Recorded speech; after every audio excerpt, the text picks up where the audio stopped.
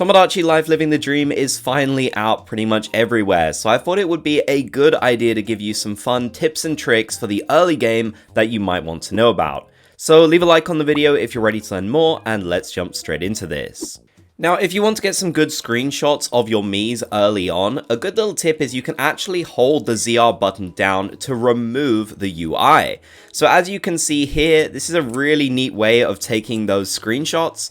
Now, of course, image sharing isn't really a thing in this. You can't share it to the Nintendo Switch Online app, sadly. But of course, you can then go and take a picture with your phone or import it to your SD card and such. So I definitely feel like this is a neat way of getting some of those good shots.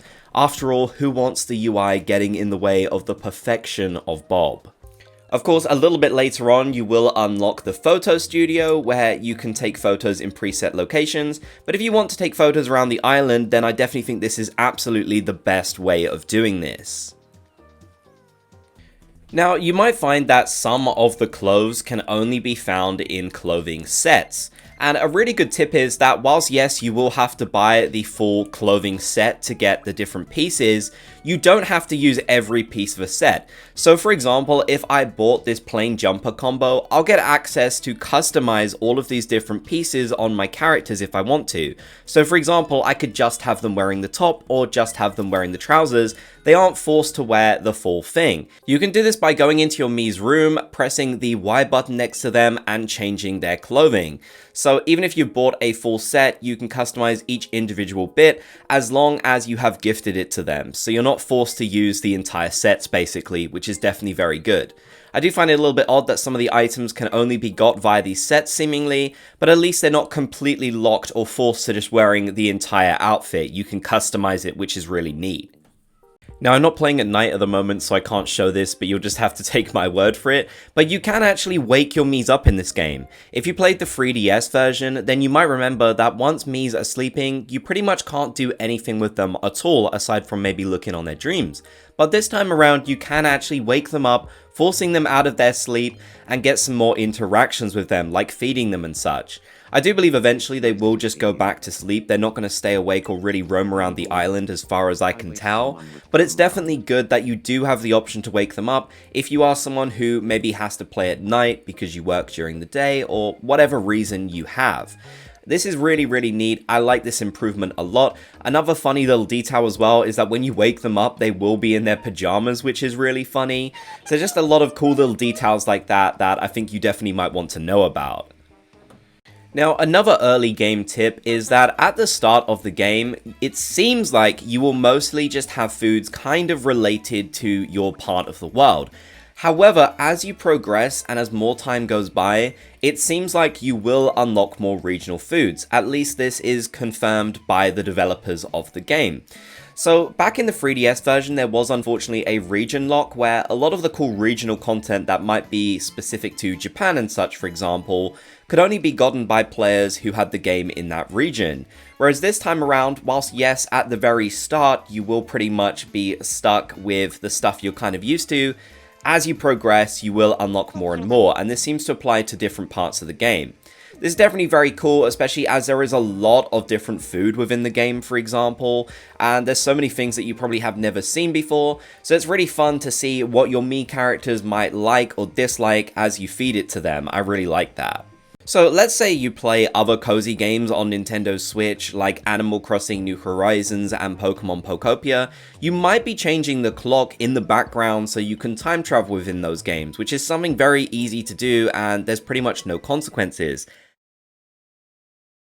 However, as you're doing that, that will actually be affecting Tomodachi Life Living the Dream. So this is something you need to be very careful about. You can't really do both. You can't be time traveling in those games and also not having any consequences in this one. The consequences aren't too severe. Basically, the shops won't update for about 24 hours. The daily specials will get stuck the way they are. So that might be a bit of a problem. You also can't time travel to keep filling up Mii's bellies. The hunger meter will pretty much stay the exact same. So yeah, there are definitely some consequences for time traveling in this game that you might not be used to from some of those others. And it doesn't matter what game you're doing the time traveling with, if you mess with your Nintendo Switch clock at all, that's going to affect this one. I did make a slightly more detailed video about this recently if you wanted to check that out. but I thought it was important to mention since a lot of people are probably going to make this mistake early on. So let's say early on you're messing around and you give your characters some really odd or funny things to say, and maybe later on you end up regretting it. Can you change these? Well, kind of you can. If you head to Island Info and you go to your Island Dictionary, you'll be able to see a list of all of the funny phrases that you have given to your characters. And whilst unfortunately you can't edit these, you are able to delete them if it's something that you regret. So that's definitely very handy. Whilst you are here, you can change the pronunciation of any of them, which is definitely useful if you want to do that. But yeah, I thought people might want to know about this. It kind of reminds me of Animal Crossing, where you give them the catchphrases and then later on you totally regret it and you can't really mess with that. So yeah, definitely important to know.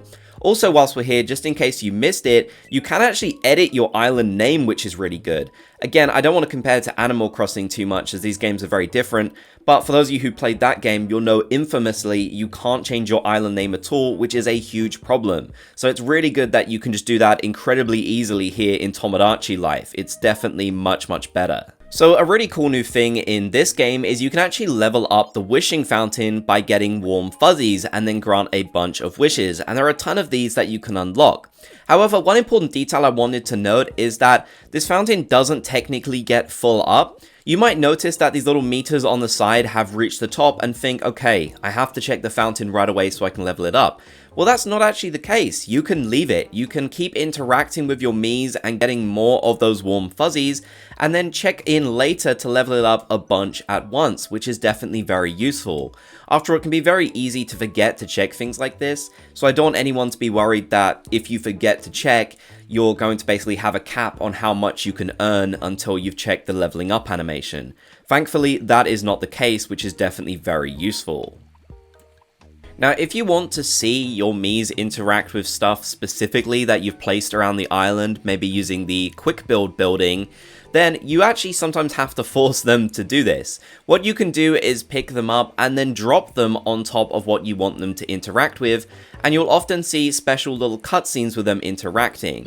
You can't always guarantee that characters are just going to do this themselves, although they often might. I thought I would definitely mention this as yes, sometimes you do have to influence some of the interactions with things that you place.